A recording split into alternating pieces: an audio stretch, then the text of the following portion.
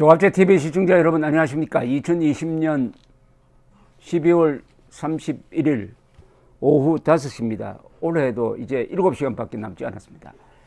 오늘은 이 고위직에 있는 분들이 신년사를 발표하는 날인데 아주 경쟁적으로 발표하고 있습니다. 윤석열 검찰총장의 아주 멋진 신년사를 소개를 해드렸고, 반기문 전 유엔 사무총장의 신년사는 조금 이따가 소개를 해드리겠는데, 이 추미애 법무장관도 신년사를 발표를 했는데, 이걸 보도한 조선닷컴의 제목이 이렇습니다. 추미애의 유체 이탈 신년사, 감염병으로 서민들 추운 겨울 보내 라고 하면서 동부구치소 사태에 대해서 사과 한마디 하지 않았다, 이런 내용입니다.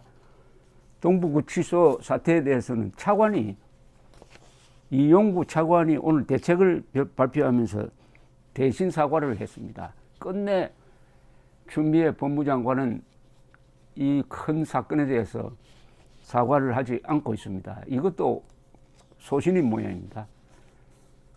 이것도 오긴 모양이죠. 그러니까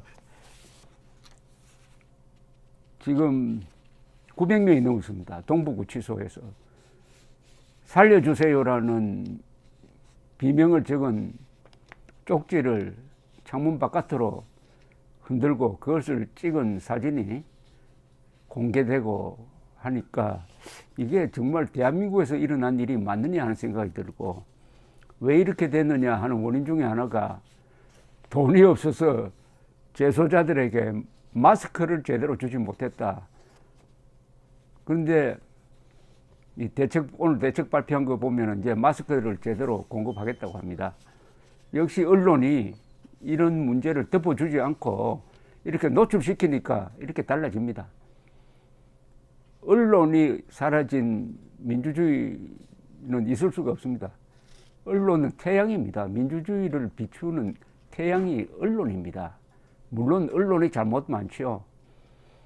탄핵 사태 때 언론이 선동기관화 해가지고 오늘날에 이런 사태를 부른데 가장 큰 책임을 져야 됩니다. 그러나 언론은 또 실수를 바로잡는 기능이 있어요. 자기 실수를 포함해서. 그러니까 기자나 언론에 대해서 저도 비판을 많이 합니다만은, 여러분들도 절망적으로 보지 마시고 자유 경쟁만 유지되면은 언론이 스스로 자정작용하고 궤도 수정을 할 수 있다는 희망을 가져주시기 바랍니다.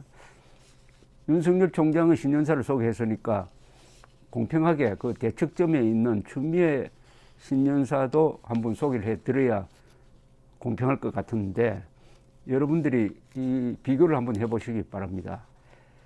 법무가족 여러분, 희망찬 신축년 새해가 밝았습니다. 2020년 법무부는 인권, 민생, 법치라는 세 가지 원칙 아래 실질적인 법무 혁신을 위해 쉼없이 달려왔습니다. 한 해 동안 코로나19라는 어려운 여건 속에서도 각자 소임을 다하여 준 법무가족 한 분 한 분께 깊은 존경과 감사의 말씀을 드립니다. 그와 함께 신년을 맞이하여 몇 가지 당부 말씀을 드립니다. 먼저 새롭게 시행될 형사사법 시스템을 안정적으로 정착시켜야 합니다. 수사권 개혁과 공수처 출범 등 올해부터 형사사법 체계 전반에 큰 변화가 있습니다. 중요한 것은 지금부터입니다. 새로운 형사사법 절차가 국민을 위해 제대로 작동할 수 있도록 모든 역량을 집중해 주시기 바랍니다. 둘째, 존중과 배려, 포용이 기반된 모두가 존중받는 인권사회를 만들어야 합니다. 법무부는 인권 옹호의 주무부처입니다. 인권정책 추진 역량을 강화하고 인권정책 기본법 제정을 적극적으로 추진하는 등 인권 사각지대를 최소화하는 정책 개발과 시행에 만전을 기하여 주시기 바랍니다. 이 대목은 좀 설명이 필요합니다. 존중과 배려, 포용이 기반된 모두가 존중받는 인권사회. 여기 모두가 존중받는 인권사회 중에 재소자는 빼야 되는 것 아닙니까? 재소자는 존중받지 못했습니다. 그리고 탈북자도 존중받지 못했어요. 왜냐하면 탈북자들이 북한에 동포들에게 전단 보내는 걸 금지시키는 법을 통과시켰습니다. 이 정권이. 그리고 북한 주민 2,500만도 존중받는 인권사회의 대상에서 제외되었습니다. 그러면은 추미애 씨가 말하는 인권은 누구의 인권입니까? 근본적인 질문입니다. 모두가 존중받는 인권사회 중에 그 모두라고 해놓고 왜 탈북자, 재소자, 그리고 우리 동포인, 그리고 우리 국적자인 북한 주민은 왜 뺍니까? 그래 놓고 모두가 존중받는 인권사회라고 하니까 조선일보 기자가 유체이탈이라고 설명을 단 걸 비로소 이해할 수 있겠습니다. 계속 읽어드리겠어요. 법무부는 인권옹호의 주무부처입니다. 셋째, 국민들께 편안한 일상을 돌려드려야 합니다. 전례 없는 감염병의 장기화로 서민들은 그 어느 때보다 추운 겨울을 보내고 있습니다. 법무정책 전반에 민생경제 활성화를 위한 실효적인 방안을 적극 반영하여 주십시오. 힘들게 다시 시작하려는 소상공인과 자영업자들의 희망을 법령이나 제도가 끊는 일이 없도록 각고의 노력을 해주시기 바랍니다. 윤석열 총장의 신년사에서도 이런 비슷한 이야기가 나왔습니다. 그러니까 자영업자와 소상공인들이 지금 가장 어려우니까 법을 운영함에 있어서 이것까지 다 고려해야 한다 하는 상당히 인간적인 배려를 법무부 장관과 검찰총장이 같이 하고 있습니다. 넷째, 대한민국은 누구나 안심하고 생활할 수 있도록 안전사회로 나아가야 합니다. 지난해에 N번방 사건, 아동학대 사건 같은 심각한 인권침해 범죄가 발생했습니다. 아동 성범죄자가 출소하여 국민들의 불안감은 더욱 가중되었습니다. 국민의 불안에 공감해야 합니다. 그동안 여성, 아동 대상 범죄에 대해 대책을 마련하였으나 여전히 미흡한 부분이 있습니다. 제가 이게 기자 생활을 하면서 주로 편집자 역할을 꽤 했습니다. 기자도 했지만은. 그래서 남의 글을 읽으면은 그 문법이 안 맞는 거는 그냥 지나치지를 못합니다. 맞춤법 같은 거. 이겁니다, 바로. 여성 아동 대상 범죄에 대해 대책을 마련하였으나, 대해 대책, 이것은 겹치는 거죠. 여성 아동 대상 범죄 대책을 마련하였으나, 이러면 되죠. 범죄에 대해 대책 이렇게 하지 말고 여성 아동 대상 범죄 대책을 마련하였으나 하면은 세 글자가 줄어집니다. 세 글자를 줄일 필요가 있어요. 문장은 가장 경제적으로 써야 합니다. 스토킹 처벌법과 같이 일상의 안전과 직결된 법률이 사회에 자리 잡을 수 있도록 만전을 기해 주시기 바랍니다. 출소 이후에 재범 가능성이 높은 중증 정신질환 범죄자에 대해서는 재범을 방지할 치료와 재활 등 획기적인 대안 마련도 계속 추진해 주기 바랍니다. 끝으로 한 말씀 더 올리겠습니다. 법무부의 주요 업무는 국민의 상식을 존중하고 국민의 평범한 일상을 유지하는 것입니다. 이를 위해 오늘도 보이지 않는 곳에서 묵묵히 일하고 있는 여러분이 바로 법무부의 주역임을 잊지 않기를 바랍니다. 좋은 말 했네요. 법무부의 주요 업무는 법무부 장관이 여기 포함됩니다. 이렇게 이야기해도 됩니다. 법무부 장관의 주요 업무는 국민의 상식을 존중하고 국민의 평범한 일상을 유지하는 것입니다. 추미애 법무장관이 지난 1년 동안 국민의 상식을 존중하고 국민의 평범한 일상을 유지하기 위해서 어떤 노력을 했습니까? 국민의 상식을 존중했습니까? 특히 윤석열 총장 몰아내기 위해서 너무나 비상식적이고 반사실적이고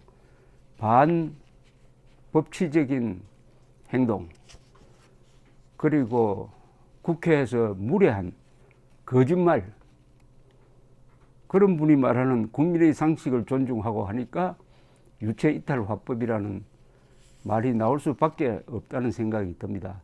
국민의 평범한 일상에서 제일 중요한 것은 정치인들이 국민들에게 심리적 부담이 되지 않아야 됩니다.